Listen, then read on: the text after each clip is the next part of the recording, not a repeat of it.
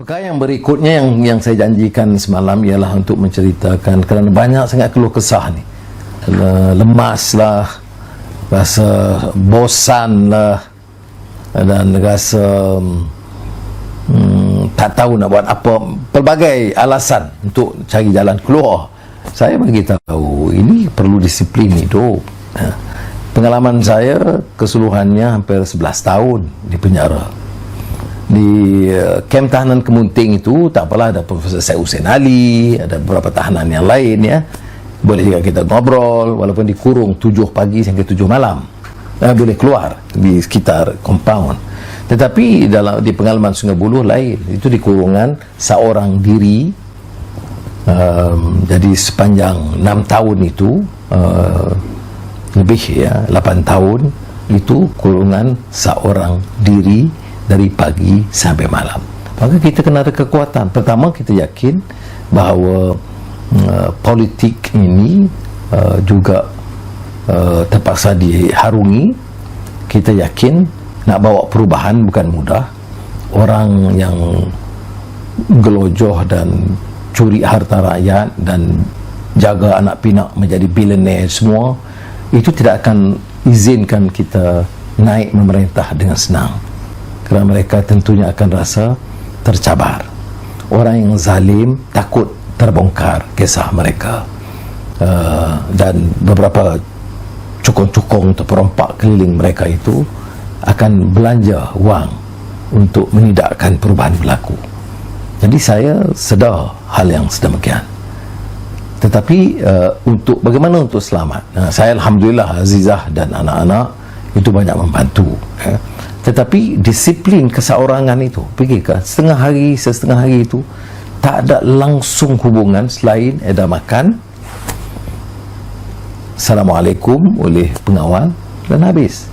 Betul, pengawal penjara baik di tahanan polis atau penjara itu sangat sopan dan sangat hormat dan sangat baik dengan saya. Tetapi mereka terpaksa ikut peraturan, dan peraturan yang ditetapkan itu kejam. Kamera ada depan pintu, dan untuk masuk dari pintu pagar utama hingga ke bilik saya itu 13 pintu besi. Saya ni dibandingkan lebih teruk daripada botak Chin dulu. Tapi tak apalah, ini percubaan mereka untuk melemahkan kita, ya. Tetapi berbalik kepada pengalaman itu, apa yang kita harus lakukan? Disiplin. Maknanya pertama, kita tetapkan jadual yang ketat. Saya harus selesaikan buku ini dalam tempoh 2 hari, hafal surah ini dalam tempoh 1 minggu, kemudian baca novel ini dalam tempoh 2 hari. Jadi kalau ini jadualnya, dan riadah mesti sekurang-kurangnya 45 minit hingga 1 jam. Kalau tidak nanti badan jadi lemah longlai, ya. Maka bangun 5 pagi, siap baca Quran tahajud, lepas subuh ulang baca Quran, kemudian sampai minum pagi teh-o, fruity kosong, selamat engkau. Kemudian baca buku, baca sebanyak mungkin, ya. Keseorangan. Kalau di rumah, tahanan di rumah, sekarang ni seolah tahanan di rumah, itu ada keluarga, boleh masak, boleh berkebun, boleh sembang, boleh cari buku di perpustakaan, boleh main dengan cucu. Itu lain, ya. Walaupun tidak mudah bagi kebanyakan kita, tetapi pengalaman kita, kalau kita ada jadual yang ketat begitu, baca buku, ya. Katakan buku isu fiqh zakah saja, nanti bosan pula. Baca novel, baca novel, baca buku ekonomi, kemudian baca buku falsafah, kemudian perbandingan agama. Jadi kita baca sebanyak mungkin, ya. Sampai waktu asar, lepas asar riadah sebentar, maghrib, ya, zikir wirid sampai isya, selepas isya ulang lagi, ya, sama ada hafalan Al-Quran ataupun baca kitab-kitab ataupun membaca lagi. Ini maknanya kalau disiplin begitu, tetap kadang-kadang saya kata, Allah, tak ada waktu lah, saya janji nak selesaikan buku ini dalam masa 2 hari, ini dah masuk 3 hari belum selesai lagi. Jadi kita ada challenge itu. Ini dikatakan disiplin yang ketat untuk dipatuhi. Jadi kalau kita di rumah sekarang, dalam tempoh 2 hari kita selesaikan buku ini, dalam masa 3 hari dan hari berikutnya kita cuci, bersihkan rumah. Itu yang saya sebut, janganlah serah pada isteri saja, ya. Dan kalau ini dapat dilakukan, kita ada jadual. Hari Khamis bersih rumah, hari Jumaat tolong masak, hari Sabtu kebun ataupun apa yang boleh tanamlah lebih kurang. Hari Ahad ambil masa dengan anak-anak, celoteh cerita dan sebagainya. Kemudian ada ruang boleh tengok iFlix, dong ceritakan Daulat, saya tak lihat, tak nonton lagi lah, ataupun Netflix. Malam tadi saya nonton Malcolm X, ini di antara ikon generasi muda tahun 70-an. Itu dokumentari yang sangat berkesan. Itu maknanya kita boleh gunakan masa. Kalau saya di penjara, tidak ada radio, tidak ada televisyen, tidak ada suara khabar, tidak ada majalah, ada buku, tak ada pilihan, tak ada kawan nak ngobrol.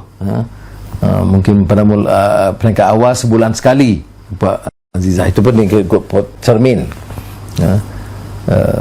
Makan daripada rumah tidak diizinkan, ya. Jadi kalau ke mahkamah adalah diberi ruang sikit, kerana hakim itu kan lebih timah rasa, jadi kita boleh langgar sikit peraturan.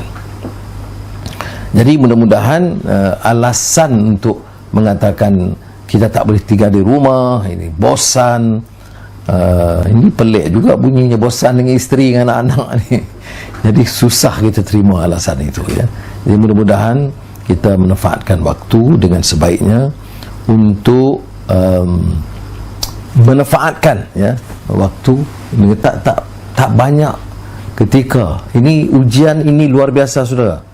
Saya baca umpamanya ada bilioner, dia ada private jet, tapi private jet tak boleh terbang.